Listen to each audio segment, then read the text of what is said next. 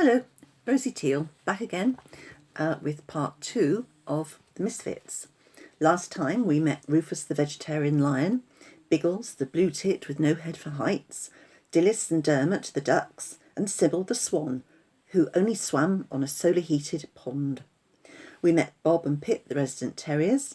So now let's meet Boris and some of the other misfits.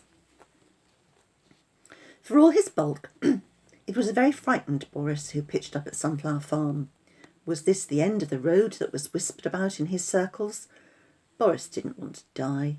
He enjoyed sunning himself in the fields, loved to snuggle down in the straw in the barn at night. Just because he wouldn't perform, it wasn't his fault. He was only too well aware that he was a fabulous-looking specimen.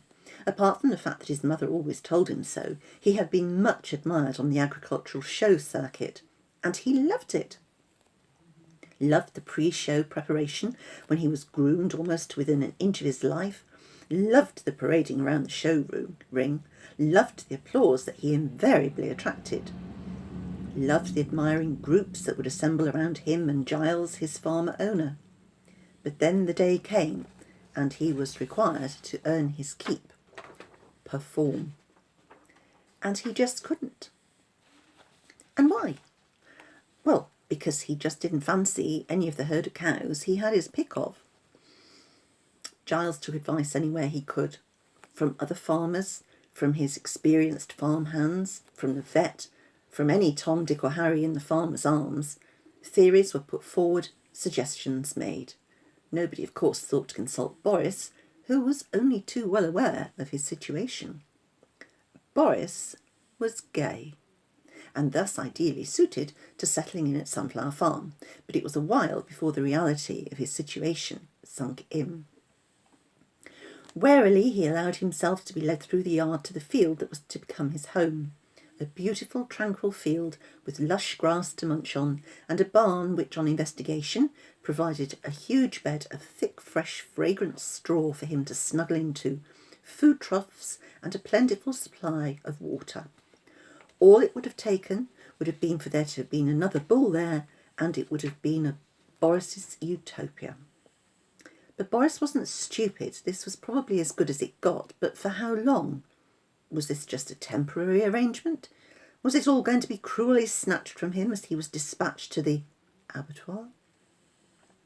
It did not bear thinking about. He decided he would enjoy everything in his new home had to offer whilst he could, so plodded out into the field and had a good old roll around in the lush grass, revelling in the summer sunshine, warming his ample belly. Whilst Bob and Pip had been hot off the press with the news of Boris's arrival, they weren't best placed to befriend him. Rufus was not the ideal choice either, since when did anyone see a bull and a lion on nodding acquaintance?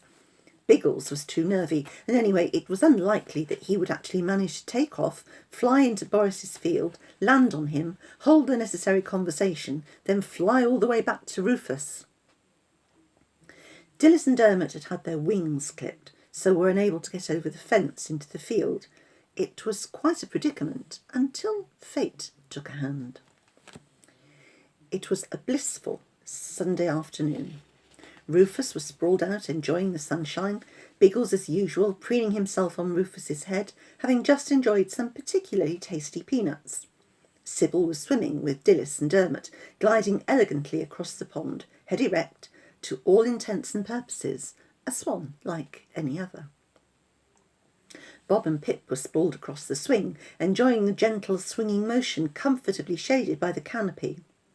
Dolly and Desmond were enjoying a brief respite from their chores, reading the Sunday papers, drinking the last of the wine that had accompanied a fine Sunday roast, as attested to by Bob and Pip, who'd also partaken of a sumptuous meal, suffering no conflict in the thought that they had real friends who were cows, pigs, chickens and lambs, as what was on their plate bore no relation to the frolicking characters they cheerfully knocked about with. "I hope old Boris settled in okay," said Dolly, tossing the Mail on Sunday supplement to one side. "No reason for him not to," replied Desmond, picking up the review section. "Anyway, I thought I'd move Maisie and Daisy in with him tomorrow." He glanced over the top of his paper at his wife, whose reaction was entirely predictable. "Brilliant!" she cried, clapping her hands. "He'll have some company. Clever old you!" Desmond hid his head behind his paper so she couldn't see his satisfied smile. He would never, ever admit to being as sentimental as his wife about the assorted animals on the farm, but that didn't mean he wasn't a complete pushover either. Yes, he thought Boris would settle in better with some company from established Sunflower Farm residents, but he would never admit to that being his prime motivation. Yes, well, their field is getting a bit scant as far as pasture is concerned, so they need to go somewhere else for a time. Boris will just have to share. Dolly smiled. She wasn't deceived, but she wasn't going to argue with him either. She knew him too well. Meanwhile, over on the swing, Ford's terrier ears pricked up. This was good news indeed. Maisie and Daisy were permanent residents of Sunflower Farm, since Daisy had been taken from her mother Maisie as a young calf, and Maisie had tramped all the way to the next farm to find her. When news of their reunion hit Dolly's ears, that was it. Trailers were hitched up, money changed hands, and Maisie and Daisy moved in. Bob jumped down from the swing. "Come on," he called to his brother. Pip stretched luxuriously, reluctant to surrender his prized position. However, the temptation to be the first to impart the latest gossip and pick up any brand points going for finding a way to make the acquaintance of the latest resident got the better of him. Reluctantly, he jumped down alongside his brother, gave himself a little shake, then trotted off in Bob's wake. As they came to the chickens, Sid the cockerel strutted up with his usual proprietary air. The chickens, running free range, and all rescued battery chicks were very much his little harem. Bob and Pip were not deceived, however, although Pip was still a little wary of the pointy beak and the sharp talons. He stopped in his tracks and mustered as much courage as he could find. "All right, Sid," he said, sitting back and looking up at the glorious plumage. "Nobody's come to interfere with you lot. The girls are fine. It's just that we think we've found a way to get acquainted with the new arrival, and we're off to tell the others. Do you want to tag along?" Sid, named after Sid Vicious, but being typical of Sunflower Farm, wasn't in the least bit vicious, although he was protective of his girls. He thought for a moment, eyed his personal harem, happily pecking away in the sunshine, free and happy as they'd never expected to be in their lives, and decided that he needed to be part of proceedings. He had a quick preen and then said to Pip, "OK, Squeak, lead on." Pip was never sure about being addressed as Squeak. Dolly referred to him as such from time to time and swore it was a term of endearment and extreme affection, and that was fine, but he was never entirely sure where it came from when one of the residents picked up on it. However, no time to delay. Bob was sitting waiting patiently up ahead, so he scampered on. As they panted down to where Rufus and Biggles were enjoying the afternoon sunshine, with Sid apparently in hot pursuit, it became apparent that something was very much up. Without preamble, Bob, first on the scene, said, "News, everyone, news! We think we've found a way to get to know the new arrival." Rufus's ears pricked up, and he jerked up into a sitting position, causing Biggles to wobble precariously on his head. "Hey!" shrieked the indignant Tit. "Steady on!"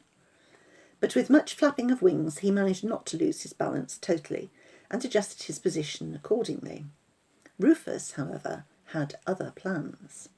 "Biggles," he called up, "go and round up some of the others. Let's hear this together if we can." With much more flapping of wings, Biggles managed to take to the air and flew across to where Dermot and Sybil were enjoying a leisurely swim. "Come on," he twittered. "Rufus wants a meeting." Sybil looked up disdainfully. Why they all had to drop whatever they were doing at the drop of a lion's paw, she failed to see. She stretched her long neck. "So what, Biggles? Can't you see we're busy?" Biggles was cross. It was typical of Sybil to be difficult. Who the hell did she think she was? Well, protected by the Queen was Sybil's response if pressed, though what this meant exactly wasn't entirely clear to any of them. Biggles tweeted again. "It's important, Sybil," he cried. "Rufus says so. But you can please yourself. It's up to you if you don't want to know what's going on." "Come on, old girl," quacked Dermot, heading for the edge of the pond so he could waddle off to the meeting. "You know you hate it if you're not involved. Besides which, the tit might decide to drop the remains of his lunch on you, just for good measure." Dilys quacked appreciatively. Sybil's airs and graces got right up her beak sometimes. Sybil hissed quietly, but followed the ducks. It was true, she liked to know what was going on, just like the rest of them. Biggles settled back thankfully on top of Rufus's head, relieved to be back safe after his exertions. Pip and Bob sat expectantly, waiting for their moment of glory. Finally, it was clear that all eyes were on them. Pip jumped up in excitement. "Well," he began, "you know how it's always roast on Sunday, followed by the papers and a leisurely snooze. Well, it was a particularly good joint of—" He was warming to a favourite theme. "Shut up, Pip," the assembled misfits cried as one. "Bob," continued Rufus, turning to the terrier, who was already busy admonishing his brother. "Can't ever stick to the relevant facts, can you?" he muttered. "I was just setting the scene," pleaded Pip, and sank down with a huff, knowing that, as usual, Bob would get to pass on the latest tidbit of information. Bob puffed up his chest, glanced around the assembled company to be sure he had their full attention, and then began. "It appears that Maisie and Daisy are going to move in with Boris tomorrow," he said, and waited for that to sink in. "I know it's true, because Desmond told Dolly after lunch today. Dolly thinks the company will do Boris good, which it may well, but it means that they can tell Boris he's here to stay, explain the ground rules, and report back to us. Pip and I can obviously skirt the edge of the fence, but you," he said, turning to Sid, "you and the girls will be best placed to pick up and feed in information." "That's why I made a point of bringing you down here myself," said Pip, with a sense of self-importance, glancing around, defying anyone to deny that one. They didn't. They were a good-natured bunch. "Who is going to prime Maisie and Daisy, then?" asked Sybil, having a quick preen and a peck at her back feathers. "We will," said Bob, quick as a flash. "Pip and I have easy access to the field they're in now, so we'll head on down there, and we can also put Pickle and Chutney in the picture so they can tell their brood, and if we see Fluff and Mint Sauce, we'll tell them too." "Huh," said Rufus. "Well, when you do see them, you might let them know that I expect a bit more participation in some of these meetings in the future." "Will do, Rufus," said Bob, knowing full well that actually Pickle and Chutney, the resident pigs, and Fluff and Mint Sauce, resident lambs, were not entirely convinced of Rufus's vegetarian credentials, and he supposed it wasn't completely surprising either. So Bob and Pip scampered back towards the farm and the paddock and onto the field where Maisie and Daisy had hitherto made their home, leaving Sid to strut back to his harem and inform his girls of the latest news. Dilys and Dermot then waddled back to their heated pond, while Sybil wandered off and curled up in the sunshine, preening herself. Then Biggles and Rufus settled back down for the afternoon. So that's where we'll leave them for now. Until next time. I hope you're enjoying it. If you like it and would like a taste of other stories that I've written, you could always visit my YouTube channel, which is Rosie Teal Storyteller. Until next time, thanks for listening. Bye for now.